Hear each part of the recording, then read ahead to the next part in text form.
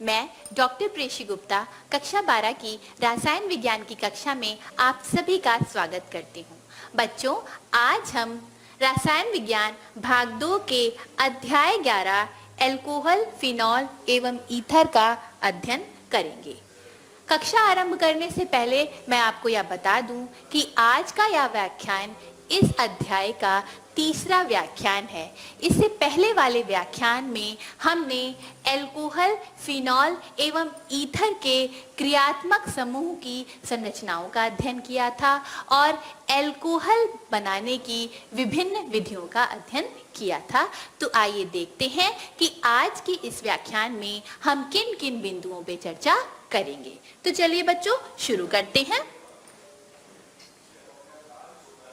तो सबसे पहले हम फिनॉल के निर्माण की विभिन्न विधियों पर चर्चा करेंगे कि कैसे हम फिनॉल बना सकते हैं हेलो एरिनो के द्वारा। उसके बाद हम देखेंगे कि कैसे फिनॉल का निर्माण हम कर सकते हैं बेंजीन सल्फोनिक अम्लों के द्वारा।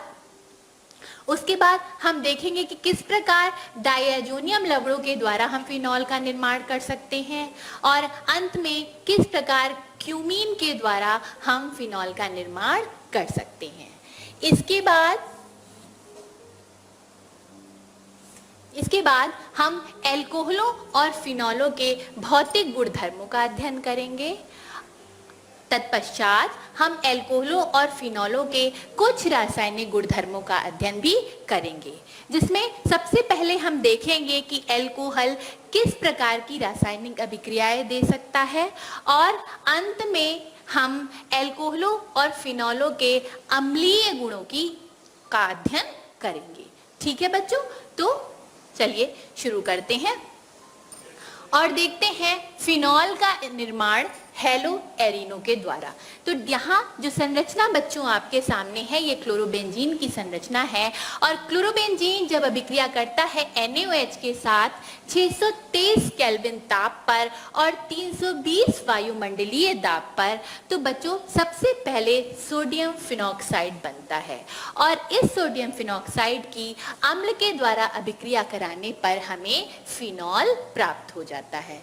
बच्चों, यह जो विधि है ये फिनॉल को बनाने की औद्योगिक विधि है और इसे डाउ विधि भी कहते हैं।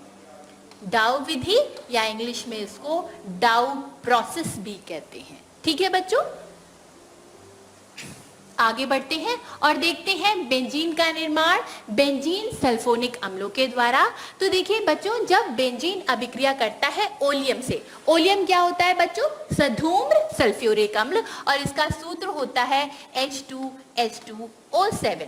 ठीक है, तो सबसे पहले हमें प्राप्त होता है बेंजीन सल्फोनिक अम्ल और इस बेंजीन सल्फोनिक अम्ल को NaOH के साथ गर्म करने पर हमें सर्वप्रथम सोडियम बेंजीन सल्फोनेट प्राप्त होता है या पुनः NaOH के साथ अभिकृत होकर हमें सोडियम फिनॉक्साइड देता है और यह सोडियम फिनॉक्साइड अम्ल के साथ अभिक्रिया करके क्या बनाता है बच्चों?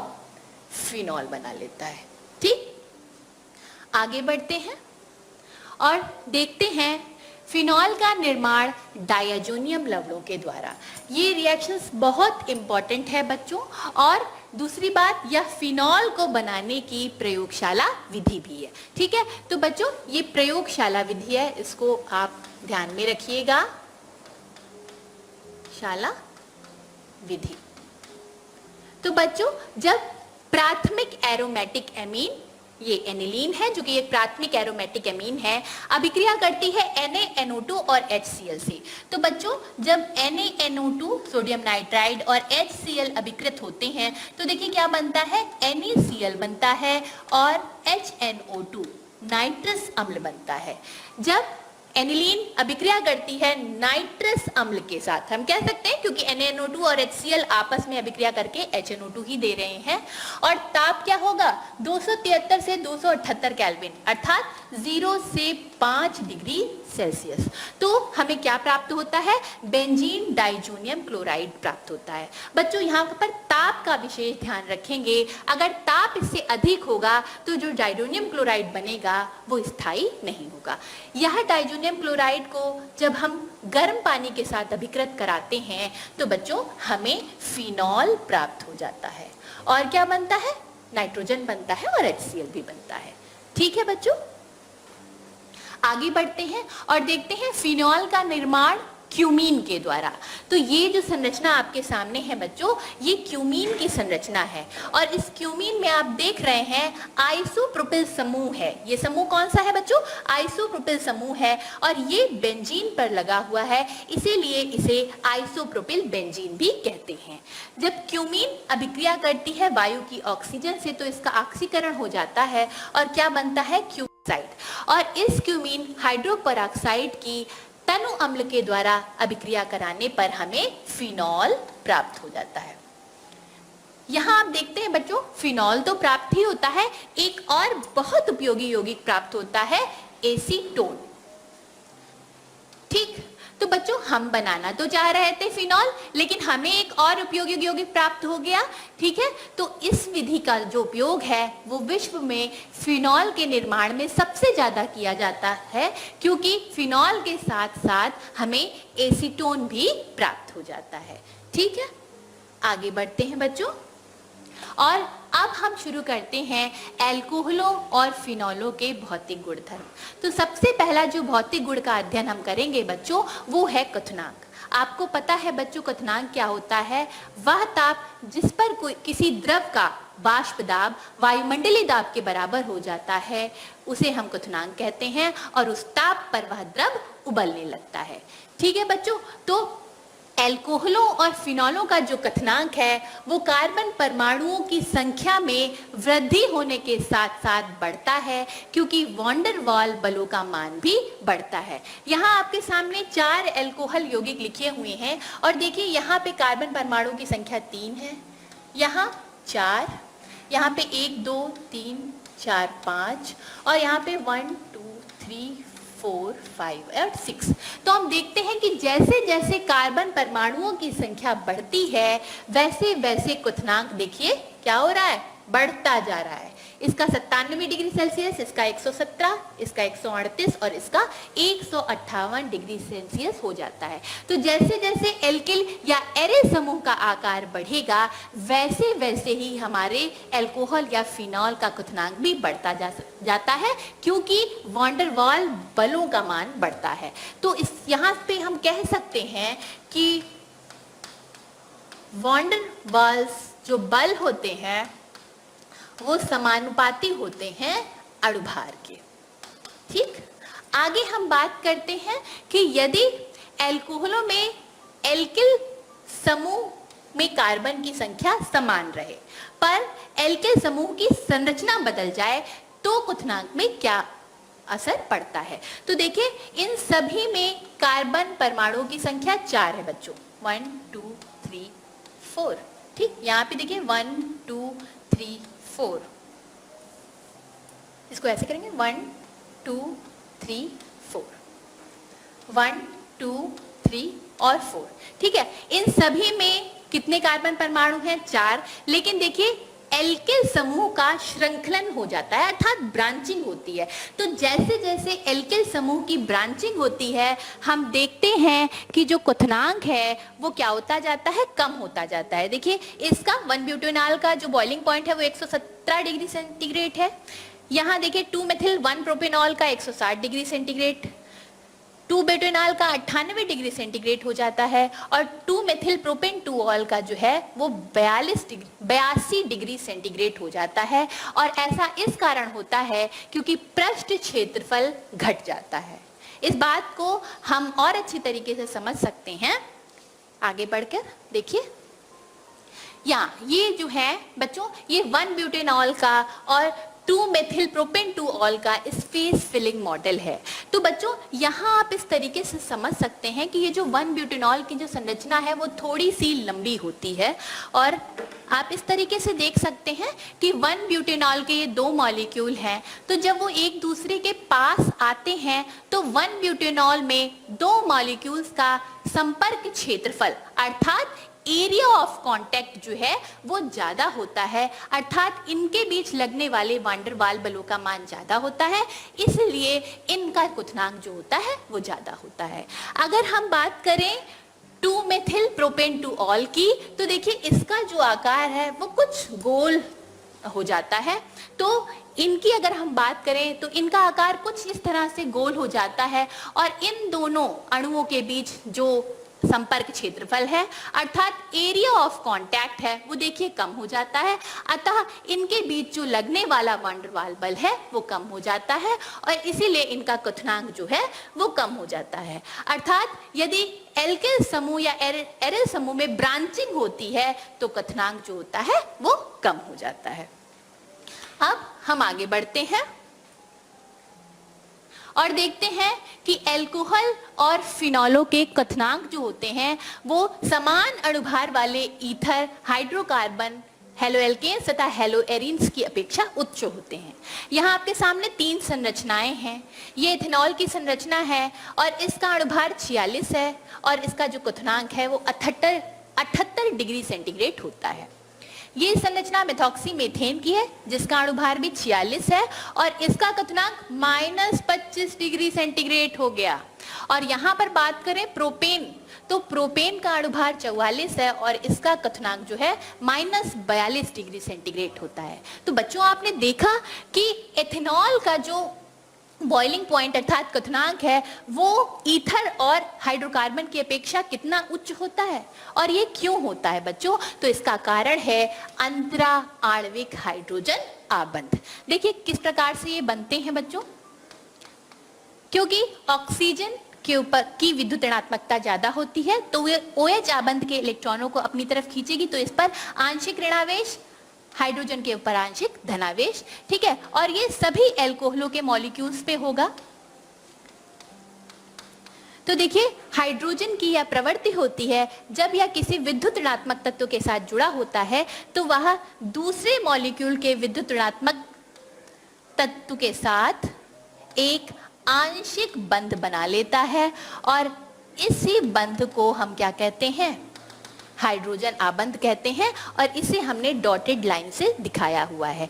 तो जो एल्कोहल और फिनॉल होते हैं उनका बॉइलिंग पॉइंट अर्थात क्वथनांक जो है वो ज्यादा होता है, उसका कारण है हाइड्रोजन आबंध जो डाइपोल डाइपोल इंटरेक्शन के द्वारा बनते हैं, क्योंकि ये यहाँ जो OH बंध है ये एक डाइपोल की भांति व्यवहार करता है। अगर हम फिनॉल की बात करें जो, तो फिनॉल में भी इसी प्रकार से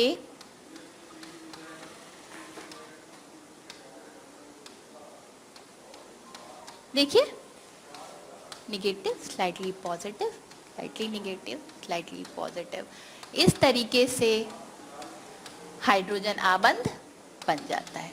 ठीक, ये फिनॉल में, ये एल्कोहलों में है और ये फिनॉल में। इस तरह से हाइड्रोजन अंतरा आणविक हाइड्रोजन आबंध पाए जाते हैं, इसीलिए इनका क्वथनांक ईथर या हाइड्रोकार्बन की अपेक्षा उच्च होता है।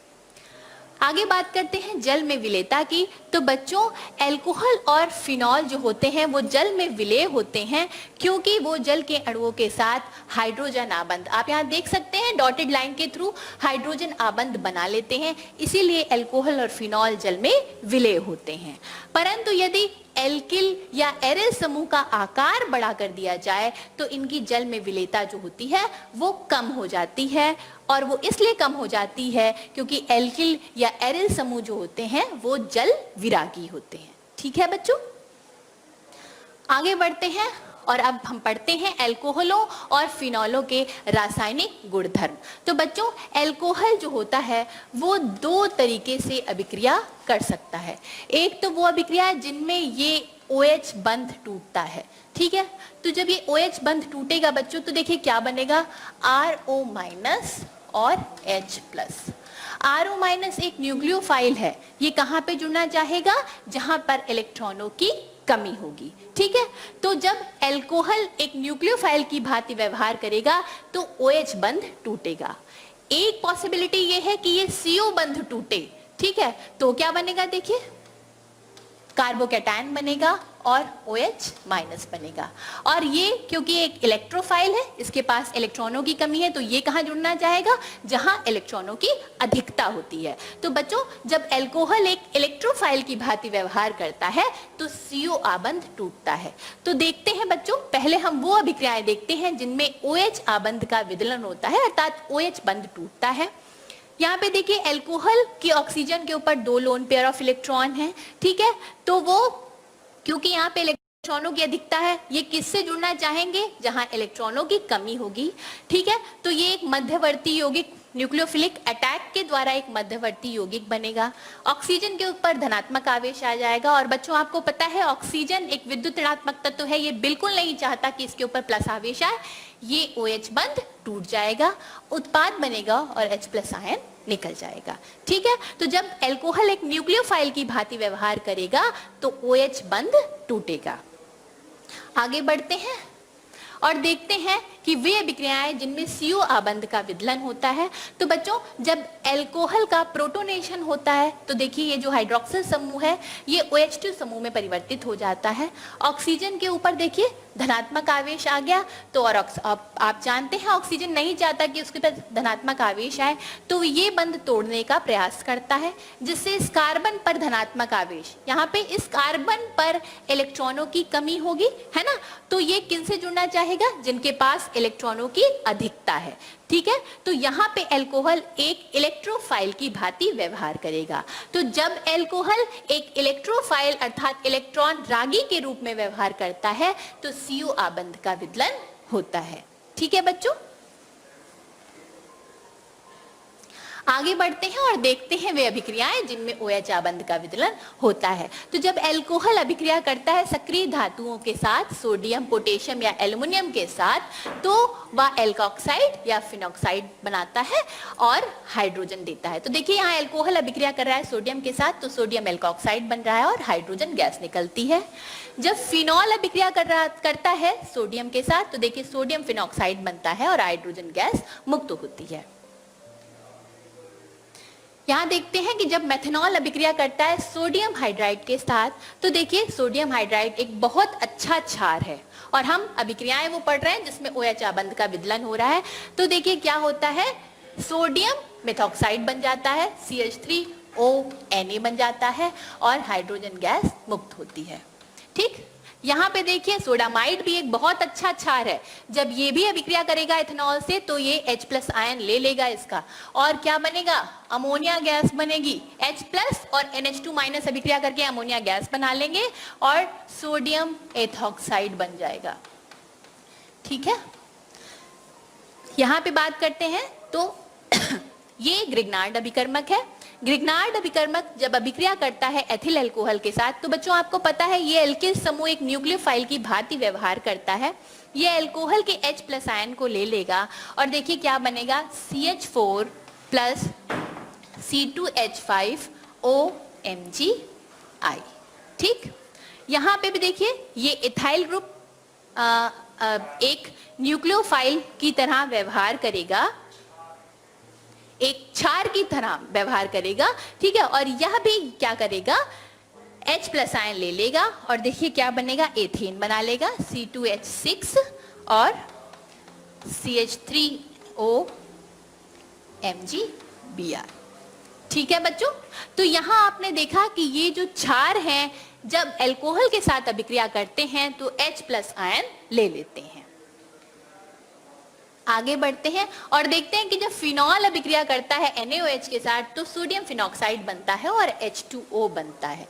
बच्चों यहाँ आपने पिछली सारी रिएक्शन में देखा कि अल्कोहल और फिनॉल देखिए क्षार के साथ अभिक्रिया कर रहे हैं, ठीक है। और क्षार के साथ कौन अभिक्रिया करता है, जो अम्ल होते हैं, अर्थात जिनकी प्रकृति अम्लीय होती है। पिछली रिएक्शंस में आपने देखा जब ये क्षार के साथ अभिक्रिया करते हैं तो अपना H+ आयन दे देते हैं, अर्थात अल्कोहल और फिनॉल जो है वो ब्रांस्टेड अम्ल की भांति व्यवहार करते हैं। ये जब किसी क्षार के साथ अभिक्रिया करते हैं तो अपना H+ आयन उसको दे देते हैं और संयुग्मी अम्ल और संयुग्मी क्षार बनाते हैं। ठीक है बच्चों, आगे बढ़ते हैं और बात करते हैं अल्कोहलों की अम्लीय सामर्थ्य की। ठीक है, अम्लता के ही बारे में हम बात कर रहे हैं।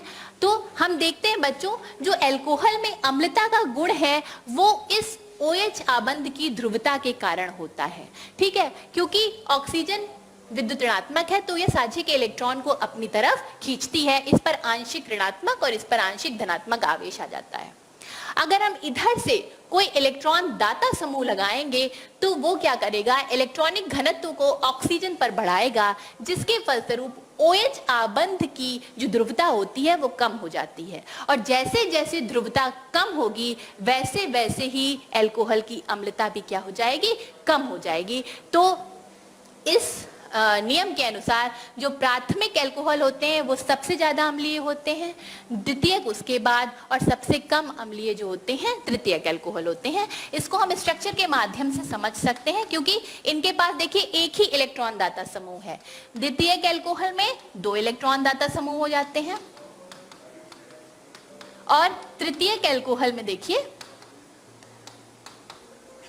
3 इलेक्ट्रॉन दाता समूह हो जाते हैं, इसलिए ये सबसे दुर्बल अम्ल होता है। ठीक, आगे बात करते हैं। देखिए अब यहाँ पर हमने बताया है कि जो अल्कोहल होते हैं वो जल की अपेक्षा दुर्बल अम्ल होते हैं। बच्चों, अल्कोहल और फिनॉल की प्रकृति अम्लीय होती है, ये अम्ल कोई अम्ल थोड़ी ना होते हैं। तो जो अम्ल हैं ये इनके बहुत वीक एसिड होते हैं, इनकी जो अम्लीय प्रवृत्ति होती है वो जल से भी वीक होती है। ठीक है, तो क्या होता है, देखिए जब एल्कोक्साइड आयन जल से अभिक्रिया करते हैं तो ये प्रोटॉन ले लेते हैं, जल जो है इन्हें अपना प्रोटॉन दे देता है और संयुग्मी अम्ल और संयुग्मी क्षार बनते हैं। ठीक है, तो अगर अम्लीय सामर्थ्य की बात करें बच्चों तो सबसे प्रबल अम्ल जो होगा वो जल होगा, उसके बाद प्राथमिक अल्कोहल, उसके बाद इसको ऐसे लिख लीजिए 1 डिग्री अल्कोहल। ठीक, उसके बाद 2 डिग्री अल्कोहल यानी द्वितीयक अल्कोहल, और इसके बाद 3 डिग्री अल्कोहल। ठीक बच्चों, यहाँ पर एक एक्सेप्शन है कि जो मेथिल अल्कोहल होता है वो जल की अपेक्षा प्रबल अम्ल होता है। ये मान आप pKa वैल्यू से देख सकते हैं। बेटा pKa जो होता है के एक होता है वियोजन स्थिरांक। ठीक है, किसी एसिड का वियोजन स्थिरांक, pK का मतलब होता है वियोजन स्थिरांक का ऋणात्मक लॉगरिथम, और pK का मान जितना अधिक होगा अम्ल उतना ही दुर्बल होगा। यहाँ आप देखते हैं कि मेथिल अल्कोहल का जो pK मान है वो जल से कम है, अतः जल की अपेक्षा मेथिल अल्कोहल अच्छा अम्ल होता है। ये एक एक्सेप्शन है, आप इसको ध्यान में रखेंगे। आगे बात करते हैं फिनॉलों में अम्लता की, और अल्कोहल और फिनॉल की अगर अम्लीय सामर्थ्य की बात करें तो अल्कोहल वियोजित होकर एल्कोक्साइड आयन देते हैं, फिनॉल वियोजित होकर फिनॉक्साइड आयन देते हैं। बच्चों, अल्कोहलों में जो इलेक्ट्रॉनिक घनत्व है वो ऑक्सीजन पर ही रहता है, जबकि फिनॉल में, फिनॉक्साइड आयन में ये जो ऋणात्मक आवेश है उसका विस्थानन बेंजीन रिंग के साथ हो जाता है, अर्थात इसका डिलोकलाइजेशन बेंजीन रिंग के साथ हो जाता है और कई सारी अनुनादी संरचनाएं प्राप्त होती हैं, अर्थात फिनॉक्साइड आयन विभिन्न अनुनादी संरचनाओं के द्वारा स्थायित्व प्राप्त करता है। ठीक है, इसीलिए जो फिनॉल होते हैं वो अल्कोहलों की अपेक्षा अच्छे अम्ल होते हैं। ठीक, अब आगे बढ़ते हैं। तो यदि हम फिनॉल में कोई इलेक्ट्रॉन दाता समूह लगाएंगे तो फिनॉल की अम्लता घटती है बच्चों। ठीक है, क्योंकि देखिए इलेक्ट्रॉन दाता समूह अगर हम यहाँ पे लगा दें तो वो इलेक्ट्रॉन डेंसिटी को ऑक्सीजन की तरफ बढ़ाएगा, और जबकि कोई इलेक्ट्रॉन ग्राही समूह हम लगा देंगे तो ये इलेक्ट्रॉन डेंसिटी को नीचे की तरफ खींचेगा, तो डिलोकलाइजेशन और अच्छा होगा, है ना बच्चों। तो जब इलेक्ट्रॉन दाता समूह लगाते हैं तो फिनॉल की अम्लता घटती है और इलेक्ट्रॉन ग्राही समूह लगा दे तो फिनॉल की अम्लता बढ़ती है। देखिए ये फिनॉल है और इसकी पीके वैल्यू होती है 10। जब हम कोई दाता मेथिल समूह लगाते हैं, इलेक्ट्रॉन दाता समूह है, तो देखिए पीके का मान बढ़ जाता है अर्थात अम्लता कम हो जाती है। इसमें यदि हम कोई और अच्छा इलेक्ट्रॉन दाता समूह लगा दे, जैसे मिथॉक्सी समूह लगाते, तो पीके का मान और बढ़ गया। और मैं बता चुकी हूँ जैसे जैसे पीके का मान बढ़ेगा अम्लता घटेगी। अगर कोई इलेक्ट्रॉन ग्राही समूह लगाते हैं तो देखिए क्लोरीन हमने लगाया तो पीके का मान कम हो जाता है और अम्लता बढ़ती है।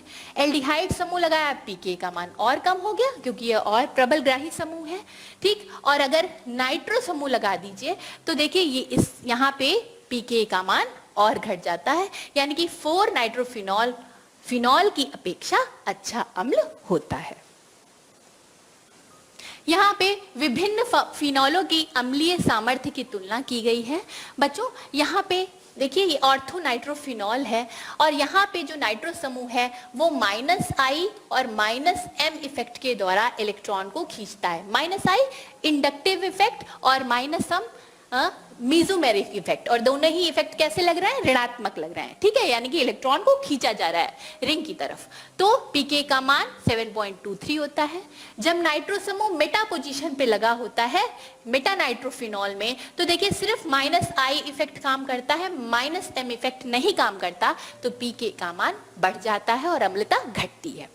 बात करते हैं पैरा नाइट्रोफिनॉल में, यहाँ -I इफेक्ट भी काम करता है और -M इफेक्ट भी काम करता है और रेजोनेंस चेन जो है वो बड़ी हो जाती है, इसीलिए पीके का मान जो है वो ऑर्थो से भी कम हो जाता है।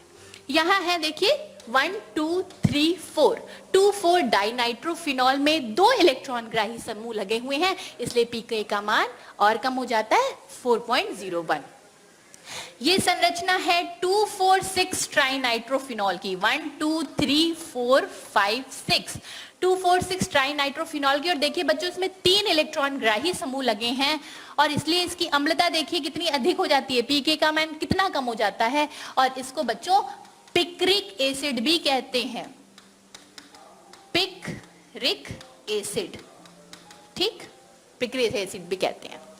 ये ऑर्थोक्रिसॉल है बच्चों, यहाँ मेथिल समूह लगा हुआ है और ये +I और +H हाइपर कॉन्जुगेशन के थ्रू और इंडक्टिव इफेक्ट के थ्रू इलेक्ट्रॉन देता है रिंग को। तो देखिए पीके का मान बढ़ जाता है फिनॉल से और 10.2 हो जाता है, अम्लता घटती है। मेटाक्रिसॉल की बात करें तो ये केवल +I इफेक्ट के थ्रू इलेक्ट्रॉन देगा, तो पीके का मान कम हो जाता है। और अगर पैराक्रिसॉल की बात करें तो यहाँ भी देखिए +I और +H इफेक्ट काम करता है, लेकिन पीके का मान ऑर्थो के बराबर ही रहता है। तो ये विभिन्न फिनॉलों की अम्लीय सामर्थ्य की हमने तुलना की है। आगे बढ़ते हैं और कुछ अभ्यास प्रश्न करते हैं।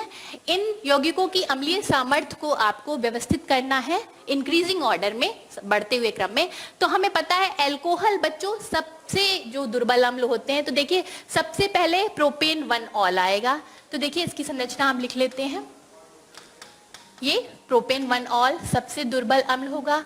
उसके बाद देखिए मेथिल समूह लगा है, यानी कि ये फिनॉल से भी दुर्बल होंगे। उसके बाद 4 मेथिल फिनॉल आएगा। ठीक, उसके बाद फिनॉल आ जाएगा। ठीक, आगे बात करते हैं, यहां 1 इलेक्ट्रॉन ग्राही समूह लगा हुआ है। ठीक, 3 नाइट्रोफिनॉल, ये 3 नाइट्रोफिनॉल का स्ट्रक्चर है। और ये देखिए 3,5 डाइनाइट्रोफिनॉल, क्योंकि 2 इलेक्ट्रॉन ग्राही समूह लगे हुए हैं।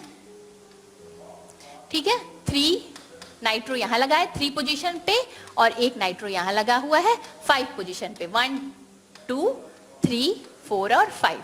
और उसके बाद देखिए सबसे ज्यादा अम्लीय होगा पिक्रिक एसिड, यानी 2,4,6 डाइनाइट्रोफिनॉल। ठीक, 2,4,6 ट्राइनाइट्रोफिनॉल, 3 नाइट्रो के समूह लगे हुए 1 2 3 4 5 और 6, 2 4 और 6 पोजीशन पे। ठीक है, तो ये इनकी अम्लीय सामर्थ्य है बढ़ते हुए क्रम में। आगे बढ़ते हैं और इन यौगिकों के कथनांक आपको बढ़ते हुए क्रम में बताने हैं। तो सबसे पहले तो हम अगर इसको A, B, C, D, E और F ले ले तो बच्चों सबसे कार्बन की संख्या कम होनी चाहिए। मेथनॉल में कार्बन की संख्या देखिए सबसे कम है, तो सबसे कम मेथनॉल का होगा। फिर देखिए एथेनॉल का होगा, डी आ जाएगा। उसके बाद देखिए प्रोपेन आएगा, क्योंकि प्रोपेन में 3 कार्बन है। उसके बाद ब्यूटेन में, क्योंकि श्रृंखलन ज्यादा होता है ब्यूटेन 2 ऑल में, तो ब्यूटेन 2 ऑल आएगा। उसके बाद ब्यूटेन 1 ऑल आएगा और लास्ट में पेंटेन 1 ऑल आ जाएगा। ठीक है, तो ये ऑर्डर होगा अम्लीय सामर्थ्य का बढ़ता हुआ क्रम। आगे बढ़ते हैं, यहाँ पे आपको उत्पाद बनाना है, तो देखिए ये फिनॉल बनाने की विधि हमने पढ़ी है और इस प्रकार से फिनॉल हमें प्राप्त हो जाएगा। आगे बढ़ते हैं, यहाँ पे देखिए 1 मोल ग्रिग्नार्ड अभिकर्मक अभिक्रिया करता है, ऊपर एल्कोहल समूह है, नीचे फिनॉल समूह है। हमें पता है फिनॉल जो है ज्यादा अम्लीय होते हैं बच्चों, तो देखिए OMgBr ये वाला ग्रुप जो है पहले निकलेगा, एल्कोहल ऐसे ही रहेगा और C2H6 बन जाएगा। ठीक, आगे ये आपका गृहकार है बच्चों, ये आपको बताना है प्रोपेनॉल का कथनांक हाइड्रोकार्बन ब्यूटेन से क्यों अधिक होता है, हाइड्रोकार्बन की अपेक्षा एल्कोहल जल में क्यों विलय होते हैं, क्यूमीन से कैसे आप फिनॉल बनाएंगे, क्लोरोबेंजीन से आप कैसे फिनॉल बनाएंगे, और आर्थोनाइट्रोफिनॉल ऑर्थोमेथॉक्सीफिनॉल से अधिक अम्लीय क्यों होता है। तो बच्चों आज हमने फिनॉल को बनाने के विधियां सीखी और एल्कोहल और फिनॉलों के भौतिक गुणधर्म भी सीखे, कुछ रासायनिक गुणधर्म भी पढ़ें। आगे के लेक्चर में हम एल्कोहलों के और रासायनिक गुणधर्मों का अध्ययन करेंगे। तो मेरा आग्रह है आपसे कि आप आगे की जो आपकी रसायन विज्ञान भाग 2 की पुस्तक है उसको अच्छे से पढ़ेंगे, जिससे अगला व्याख्यान आपको अच्छे से समझ में आए। आशा करती हूँ आज का व्याख्यान आपको अच्छे से समझ में आया होगा। धन्यवाद।